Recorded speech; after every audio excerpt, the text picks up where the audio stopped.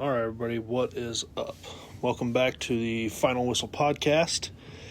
Joe is not feeling well today, so I am going to do a solo pod here today. And we now know the field of 68 teams. The brackets were announced yesterday on Selection Sunday, and it's one of the best times of the year. I truly do believe it'll get even better when we start playing the games this week into Thursday, Friday, Saturday, Sunday, and the following weeks from there. So, but we know where all the local teams are going around here, and we'll kind of take a look at their matchups and maybe a few other ones. So, as always, we are brought to you by Just Toast, the toasting experts, and by Earl's Doghouse. Good place, good food. Just watch out for Earl.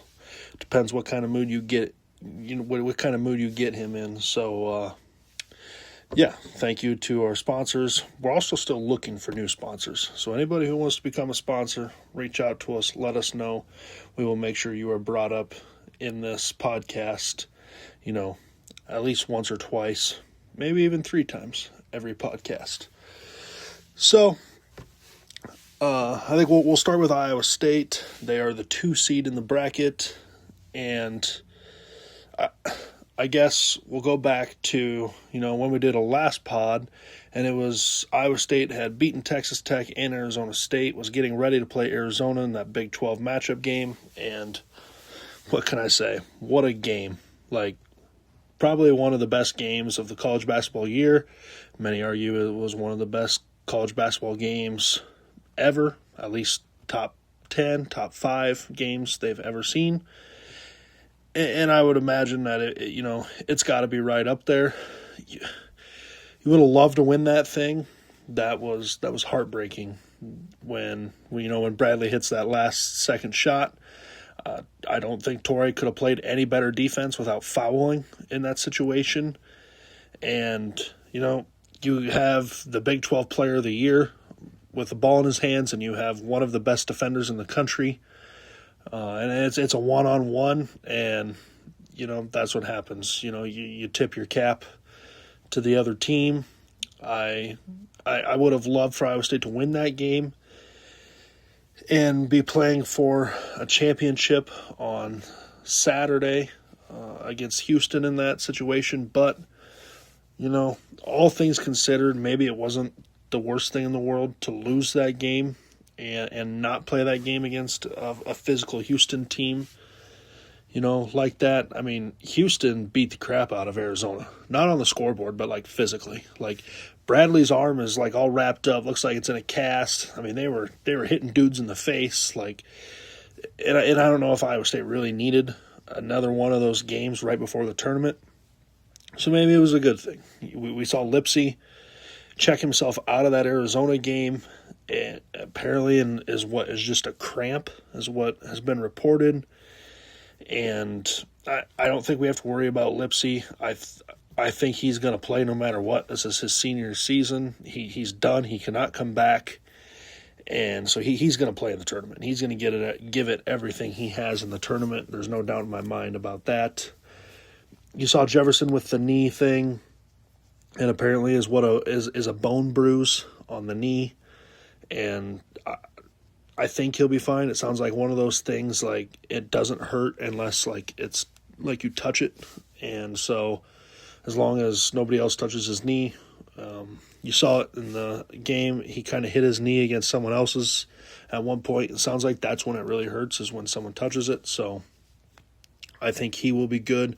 Torrey, you kind of saw him do something weird with his arm in the Arizona game at the start of that and come out, and he came back in, and he just kept making shots.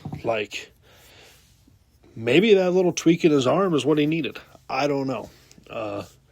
But you did see Torrey get a little banged up there, so we kind of had 3 guys at certain points throughout the tournament that were getting banged up. And at the end of the day, bottom line is we want everybody to get out of there healthy.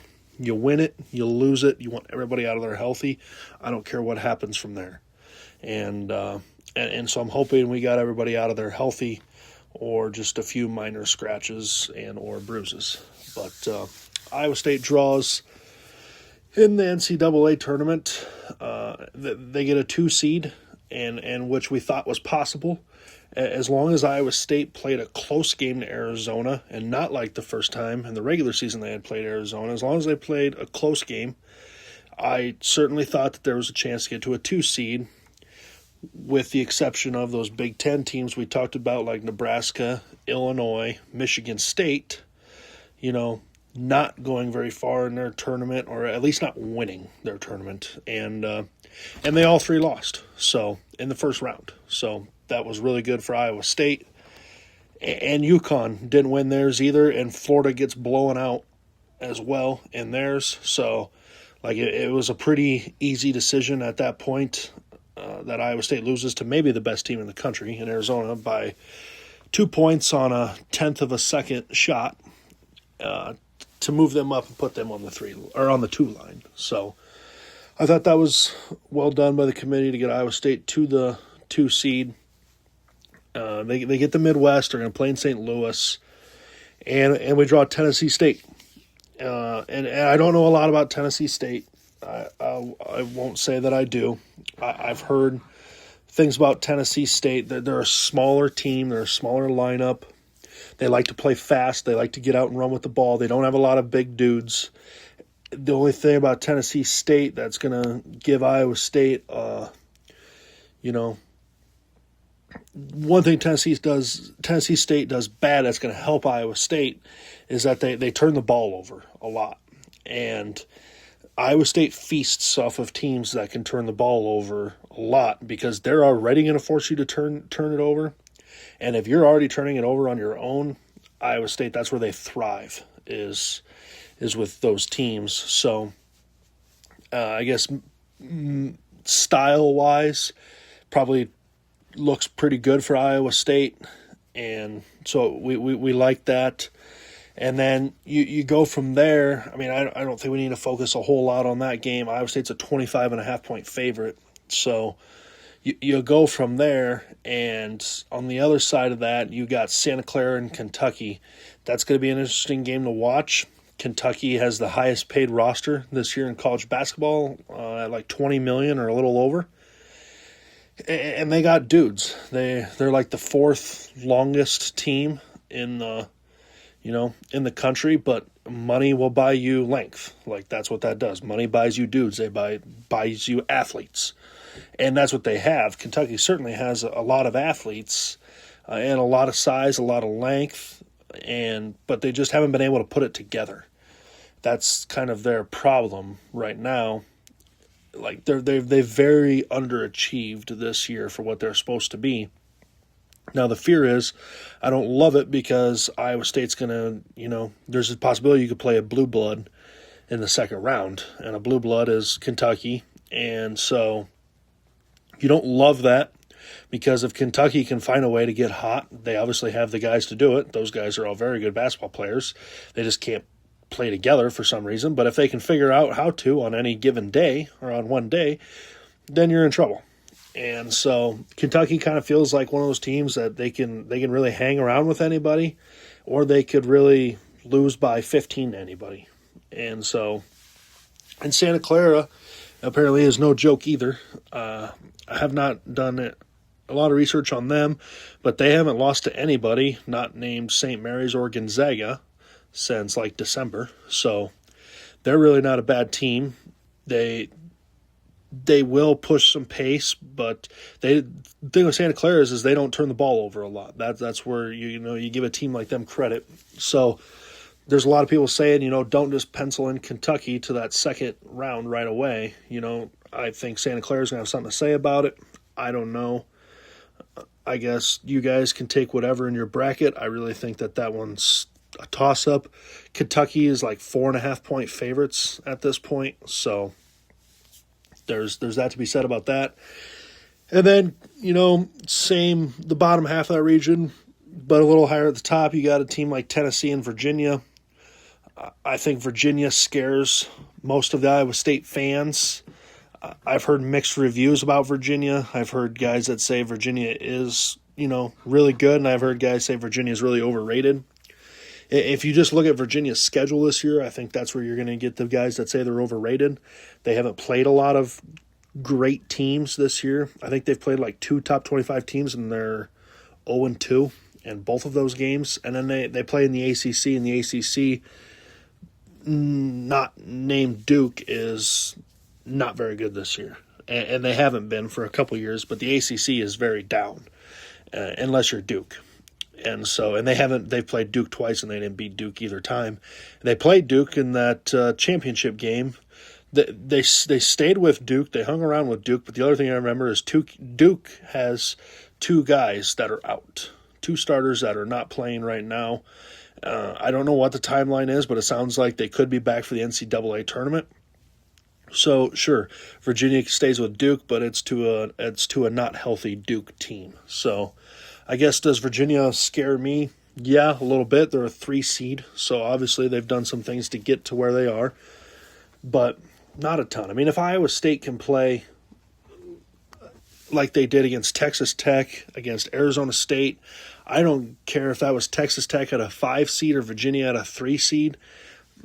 Iowa State can beat either one of those teams. And if they play like they did against Arizona, which people think is the best team in the country, you should be able to beat just about anyone in the country. I mean, I truly believe that. If they can play like they did on Saturday or on Friday night against Arizona in this tournament, they're going to be a tough out for a lot of teams, and I think including Michigan. They would be a tough out.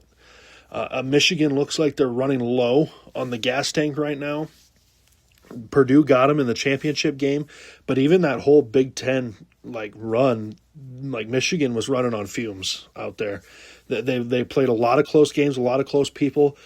Towards the end of the season, Iowa played them really close. So, even there were some announcers, during the bracketology saying, I think it's going to catch up with Michigan at some point with Kaysen being out for the season. I think that's going to catch up with them at some point, and I think it's starting to. It just hasn't fully caught up with them yet, but Sunday it did a little bit because Purdue beat them in the championship game. And Purdue's a 2 seed, and so is Iowa State. So really, if you're looking at it, Iowa State has every opportunity to win that game with Michigan. Granted, I know that's a Elite 8 game. You have to get there first. And so I don't like getting that far forward because we need to worry about, your first round game. Sure, you should have that. But then you got a team like Kentucky or Santa Clara that's going to want something to say about this. And then you've got, a team in Virginia and or Tennessee that also, you're going to have to get through and beat them first. So I don't like getting that far out, but that is far-fetched picture. I guess Iowa State's way to get there, it can be done by this Iowa State team. We've seen how Iowa State played in their last 3 games. If they could play like that in their last 3 games, over the next 3 games, which would be a 64, a 32, a round of 16, if you could play just like you did in those last 3, like you do in the next 3, you should be in the Elite 8 playing Michigan. And shouldn't really have that many hiccups. But you got to be able to do it for 3 more games, and then a 4th, and then a 5th, and then maybe a 6th. So, but that's kind of my take on Iowa State. They'll play Friday at 1:50 for anybody who is interested in watching that game. It will be on CBS. So, and no, we won't know what time they play on. They will play Friday, Sunday. And no, we won't know what time they play on Sunday. Those won't come out till Friday night, until after all the games are over. So probably won't know. I mean, if anybody's going to stay up late Friday night and watch the games, you'll probably know the tip-off time yet that night. Otherwise, we'll know Saturday morning what time Iowa State will play on Sunday. So I think that's about it on Iowa State. We'll flip it on over. We'll go to Iowa. Iowa gets the 9 seed, and for better or worse, they're in Florida's region, and you know what that means, who they're going to play in the second round. If they beat Clemson, they're going to play Florida in Tampa. You don't love that spot, especially playing in Tampa against Florida. That's going to be basically a home game. That will be a home game for Florida at that point. But Iowa right now, the last time I saw was a 2.5-point favorite against Clemson. And that'll be an interesting game. I don't know a ton about Clemson. It sounds like the Clemson coach knows a lot about Iowa, which I'd imagine you would when you have Bennett Sturts on your team. Everybody probably kind of knows about you and about your best player. So it'll be interesting. Iowa has not played well to end the year at all. And so they dig themselves these big holes, and they can't get back out of them. They get close, but they can't get back out of them. So it's going to be interesting. Like, Iowa cannot do that in the tournament. You cannot get down. Like, they keep digging themselves these 15 to 18-point holes. You can't do that. You got to stay with that team. At least don't let it get, like, over 7 to 10 points. You got to stay with these teams, especially in the tournament. Because if you give the other side a little bit of, hope, and in the tournament, that's when things can really go south for you. So that's where Iowa draws. They are in the South region. They play at 5:50, I'm pretty sure, on Friday night as well. If Iowa wins that game, they will also play on Sunday. So then they would get, more than likely, should be Florida in the second round, in the round of 32. So, going on to UNI, that was a tough draw for UNI. UNI is the 12 seed. They draw St. John's as a 5 seed in the East region.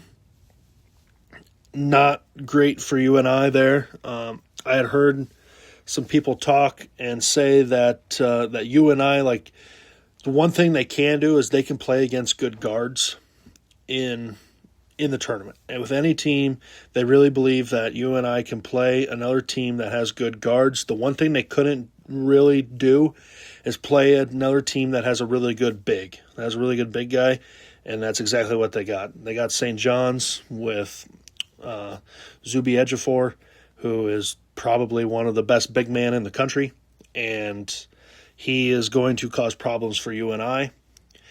And UNI got seeded higher than I think people thought at a 12, and people thought St. John's would be seeded higher and got seeded lower. I think a lot of people thought St. John's would be a 4. They get a 5. And so both things kind of didn't help UNI there. It was great for them to get a higher seed than what you would expect, but it also didn't work out on the backside because St. John's got a lower seed than what people expected.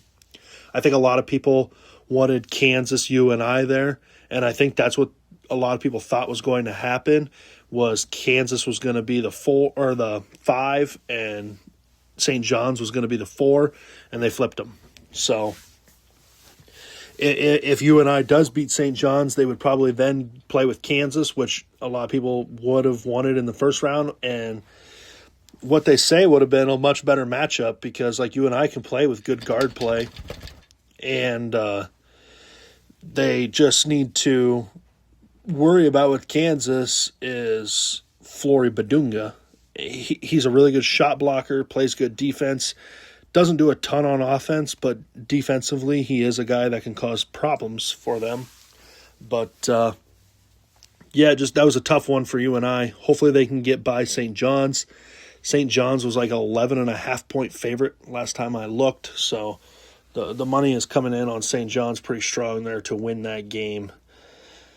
And from there, then you got Nebraska. Nebraska is the 3 seed in the South region, or the West region, I believe. Either the West or the South region. I can't remember for sure. But they will, I think it's the South region. It's the South region. And they will play Troy in their first round. Nebraska's never won a tournament game ever. So this is a big year for them. They'll have a lot of pressure to win that first, round game. They should be fine. I think they'll win that first round game. After that, their second round is not looking all that much fun. They would probably get a team in Vanderbilt, and you don't really love that matchup for Nebraska, but hey, things can happen. I'm hoping Fred does well, And there is a path where Nebraska and Iowa could meet in the tournament, but that would be in the Sweet 16. So that would mean Iowa would have to beat Clemson and Florida, and that means Nebraska would have to beat Troy, and they would have to beat Vanderbilt, and it would be Iowa, Nebraska in the Sweet 16. How would that be? That would be kind of interesting. I think that's really far-fetched to get there, but it's March. Anything can happen at this point. So that's kind of a breakdown of some of the teams around here, local teams in the tournament. So if you were listening last week, me and Joe and I, had said that we were going to do a final whistle bracket challenge. And I got it set up on ESPN. So what you need to do is if you haven't done this before, you need to download the ESPN Bracket Challenge app, okay? Tournament Brackets Challenge app. And you're going to want to join a group, all right? And the group name for our tournament, I'm pulling it up right now. It is Final Whistle Bracket Challenge, okay? So look up Final Whistle Bracket Challenge, and the password to that group is whistle with a capital W 2026.